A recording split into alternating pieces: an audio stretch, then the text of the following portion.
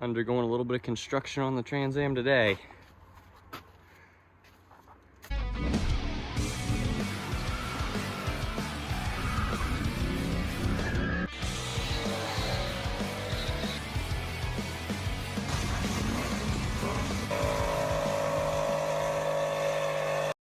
Welcome back, guys. I hope you're all doing amazing. If you're new, make sure to like and subscribe. So as you guys know from the last video with the Trans Am, it runs and drives fine, but it was having trouble starting, and if it would shut off, obviously it wouldn't come back to life after. So the battery was junk in it, and it was a pretty new battery. I only had it for a couple months because it was produced in like exactly a year ago, and I got it I think a couple months after that. So I had the thing for probably like 7-8 months, and the battery was junk, and it was an Optima battery, so they're expensive, so I expect it to work.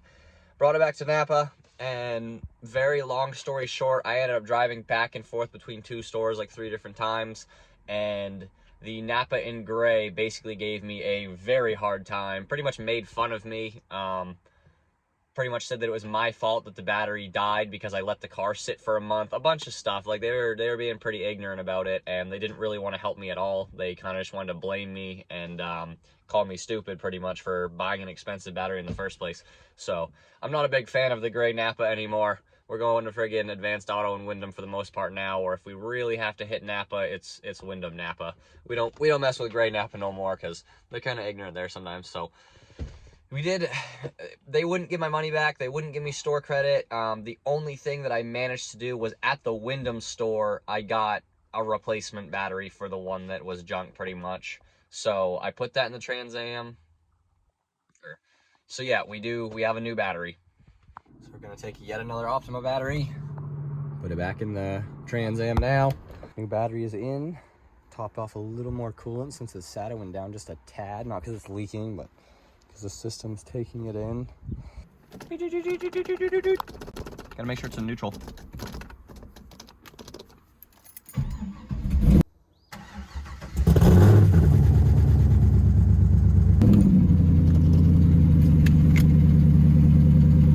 I always stall this thing every time I try to move it because the clutch is so short.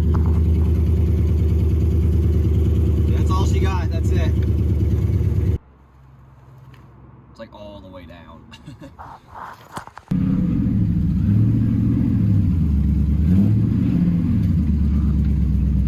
There we go. So I actually am going to give an attempt to repaint this panel right here. That door is kind of all right. Clear coat's coming off the top. I'm thinking I could possibly kind of section off the door, sand the clear coat down, and re-clear it. I don't know if I can yet, but I'm going after this panel right here because door mostly blends in with the car. This panel does not at all, though. They did a horrible job on it. So we're gonna sand it a little bit, prime it, gloss black, because that's matte black on there right now. That's not even a gloss. So we're gonna gloss over that and then a ton of clear coat, and hopefully it'll just look a little bit better. It obviously doesn't need to be perfect because it's looked like this since I owned it, so I'm not too worried, but I think that it will kind of look a little bit nicer. Like without you paying attention, I don't think you'd notice as much. So gonna get to work on that. My car tarp was actually messed up over the winter, so the car tarp's junk, but it kind of works out perfectly because now I can place it over the car so I don't get any overspray. And then right around here, obviously I'm gonna have bags, so it's actually gonna for once be totally safe from overspray. All right, it's pretty much all covered. Guess there's a little bit open there I could try to cover. And little pieces of the tires I don't really care about. So I sanded it down real quick. I knew about this little kind of flake because I think there's some Bondo there.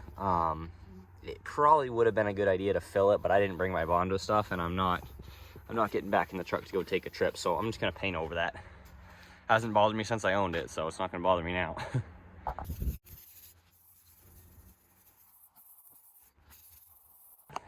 Here's what it's looking like after all the paint.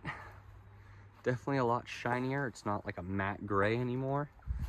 I haven't put the clear coat on yet, but it's already still pretty shiny, so I'm definitely gonna be a lot happier with that than it was before.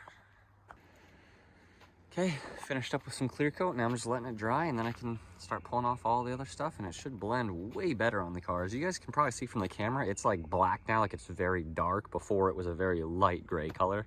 So the color itself alone already looks way better, and now there's a little bit of shine gloss to it. Before it was just straight dry matte looking color, so definitely an improvement. So it came out good. Came out so good that the rest of the car looks worse. To be fair, that and the front fender match pretty good if I buff the front fender. Like if I go over the whole car, kind of buff it out, get most of the scratches out, I bet those two will blend pretty good. The door will probably get closer, but I literally might even redo the door. This little, I guess that's the B pillar on the car, that's like gray as well. That's just faded over time, could repaint that. And the rear bumper, again, previous person, there's like overspray, there's a scratch on it, so I don't know, I might even redo the rear bumper as well at some point. I'm not doing anything else today. We're good for today, but that came out great. Pretty happy with that for sure. Like I said, the door just sticks out a little more now, but it's much better than it was before. Basically, car doesn't even have AC. I've never owned a vehicle in my life that has AC. I mean, maybe one, but I literally have never owned a vehicle with AC, and it never really bothers me. I don't care to try and fix it. So the car doesn't have AC. It does have heat, but the car doesn't come out in the winter, so in general that doesn't matter. But this big thing right here, that goes all the way to the firewall into the dash basically. So if you remove that, which a ton of people do, it's not hard to do, it's just a little time consuming. If you remove that, I can literally stick my hand in and reach around the back of the engine, which then we can get to that manifold leak and fix the manifold leak on the car that I've never gotten around to do. So I'm gonna start pretty much taking the dash apart so I can remove the AC compartment, and I think that's also the heater core, I'm not sure. Again though, car doesn't come out in the winter, so I don't need heat and I don't care about AC, it already doesn't work. So even if that's both, which I think it is, I don't really care. It's coming out, so yeah. She's a race car. So here comes one of the hardest parts, is I have to remove this. I basically pull it up like a flap. This part of the dash all comes up.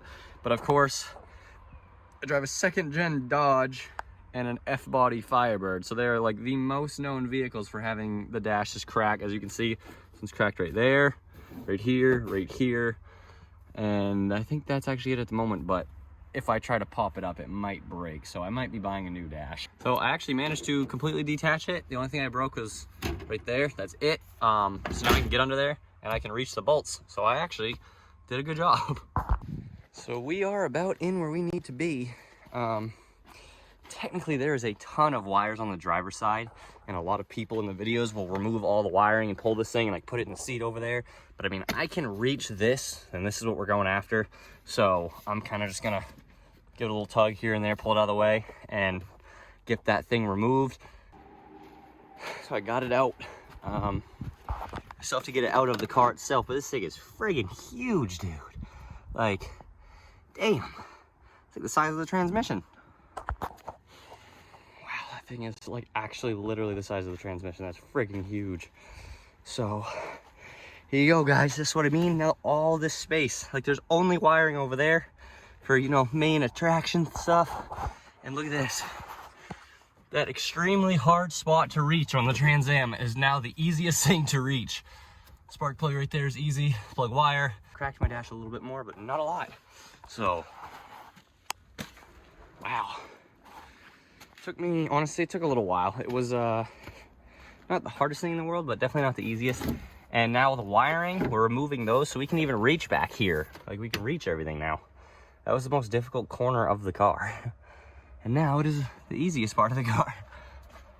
I was gonna just pretty much plug the lines, but some people were saying it's better off just to connect them to each other. So here we go, that's what we did. Out one into the next one. I just gotta get some hose clamps right here to join those.